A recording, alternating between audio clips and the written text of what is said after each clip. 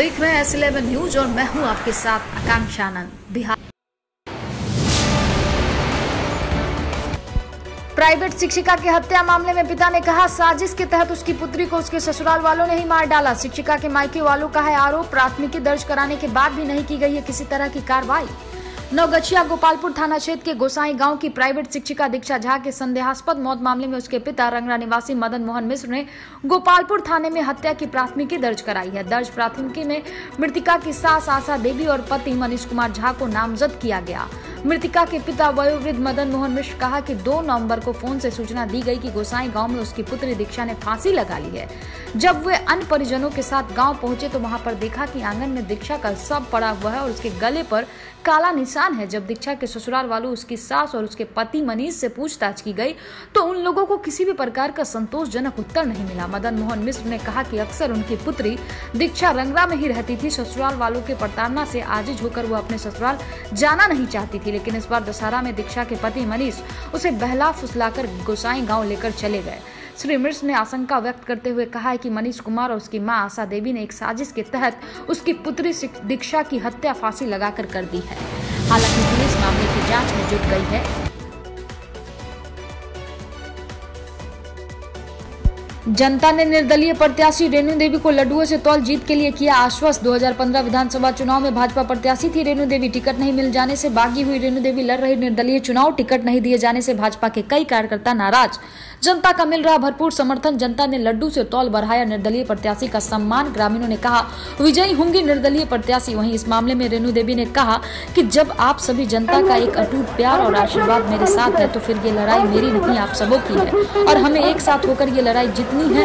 कहते कहते रेणु देवी भावुक हो गई। उनकी आंखों से आंसू छलक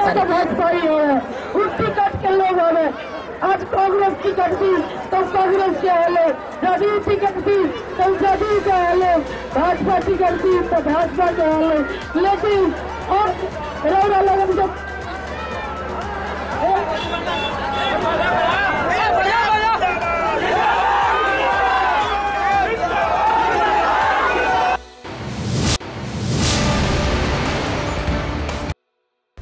बेतिया के सिविल कोर्ट के वकील कर रहे हैं दान में दी गई सरकारी स्कूल के जमीन पर अतिक्रमण रोकथाम करने पर जानलेवा हमला। बता दें कि जगदीशपुर थाना गांव गमरैया में एक जमीनी विवाद का बताया जाता है, जिसमें द्वारिका सिंह द्वारा दान में दी गई सरकारी स्कूल की जमीन अतिक्रमित करने वाले का नाम नंदकिशोर सिंह पिता स्वर्गीय रामावतार सिंह बताया जाता है, जो कि पेशे से सिविल कोर्ट के वकील हैं। इनके ही पटीदार द्वारिका सिंह पिता स्वर्गीय जयराम सिंह है। इनका कहना है कि पहले से जमीनी विवाद की रंजिश होने से बातचीत नहीं रहती थी। इसी दौरान वकील रामावतार सिंह द्वारा सरकारी स्कूल की जमीन पर पिलर हला उसे अतिक्रमित करने पहुंचे और मेरे द्वारा उसे रोकने पर झगड़ा कर मुझे पटक मेरे आंखों पर वार किया। फिर मेरे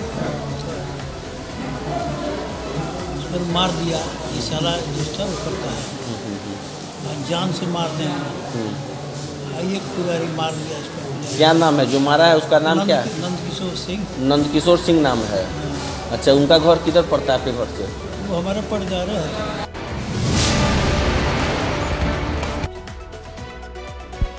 भागलपुर जिले से बड़ी खबर सामने आ रही है। गंगा नदी में पलटी गांव, करीब 50 लोग लापता। यहां पर गंगा नदी में नाव पलट गई है, जिसके कारण नाव पर सवार करीब 50 लोग लापता हो गए हैं। वहीं बता दें यह घटना नवगछिया के गोपालपुर तिनटंगा जहाज घाट के पास की है। स्थानीय लोग मदद में जुटे हैं। घटना की जानकारी मिलने के बाद आसपास के लोग घटनास्थल पर भारी संख्या में पहुंच गए हैं। वह खुद ही अपने स्तर से राहत बचाव कार्य में जुट गए। अब तक 2 लोगों को सुरक्षित निकाला गया है।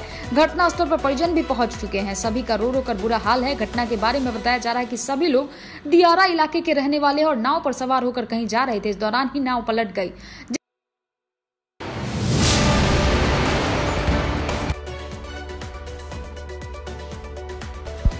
मझौलिया परसा पंचायत वार्ड नंबर 2 के सैकड़ों दलितों ने छठ घाट अतिक्रमण को लेकर गुरुवार को प्रदर्शन किया। बता दें कि इस वार्ड में 500 दलितों का परिवार है, जो 1 किलोमीटर दूर वार्ड नंबर में सरकारी आम गैर मजुबा भूमि में छठ पूजा करते हैं।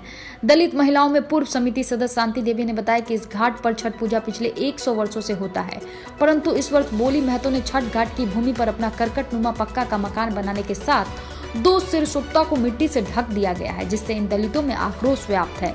वहीं दलितों को छठ पूजा से संचित किया जा रहा है। उन्होंने कहा कि इस मामले में जिला पदाधिकारी को एक हस्ताक्षर युक्त ज्ञापन सौंपा गया है। अगर छठ पूजा से पहले इस अतिक्रमण को नहीं हटवाया गया तो बस्ती के सभी लोग सड़क जाम पर उतारू हो जाएंगे। इधर पंचायत के मुखिया सुनील कुमार तिवारी ने बताया कि 2 रोज पूर्व इसकी पंचायती की गई थी, जिसमें इस छठिया घाट पर घर बनाने वाले को भूमि खाली करने की हिदायत दी गई थी, परंतु उसने कहा कि घर बनाए गए भूमि के बदले दूसरे जगह भूमि खरीद देंगे, जिससे दलितों में तनाव है।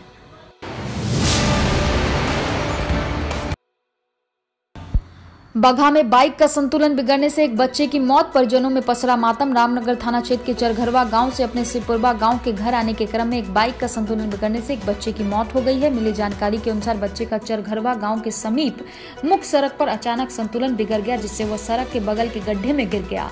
गिरने के क्रम में पत्थर में टकराने से उसका सिर बुरी तरह से फटकर घायल हो गया, जिसे घायल हालत में उसके भाई के सहयोग से रामनगर PSC पहुंचाया गया। मौजूद चिकित्सक डॉक्टर DS आर्या ने फौरन उसे मृत घोषित कर दिया। दुर्घटना में मृत किशोर की पहचान सिरपुरवा गांव निवासी सुखल शाह के पुत्र नीरज शाह उम्र लगभग 18 वर्ष के रूप में हुई है।